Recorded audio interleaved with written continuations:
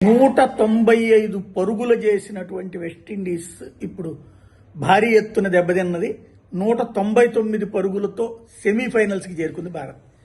ఇంగ్లాండ్తో 5వ తారీఖున సెమీఫైనల్స్ ఆడబోతుంది.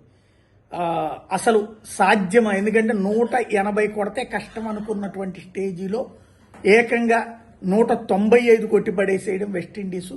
మొదట్లో వికెట్లు లేట్ కావడంతో అసాధ్యం అనుకున్నటువంటి మ్యాచ్ కాస్త సుసాధ్యం చేయగలిగారు.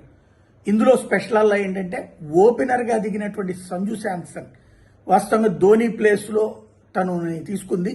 బ్యాట్స్మెన్ కీపర్ అటు కీపింగ్ చేసి పొద్దున్నుంచి చివరిదాకా ఆ వెంటనే బ్యాటింగ్కి దిగి చివరి బాల్లో మ్యాచ్ని గెలిపించడం అన్నటువంటి తను సాధించుకొచ్చినటువంటిది. మధ్యలో అటు సూర్యకుమార్ యాదవ్ నిలబడలేకపోయాడు, హార్దిక్ పాండ్యా నిలబడలేకపోయాడు. శివం దుబేతో చివరికి ఇన్నింగ్స్ను ముగించుతా ఏకంగా లాస్ట్ 6-4 బాది మరి విజయం సాధించి పెట్టాడు.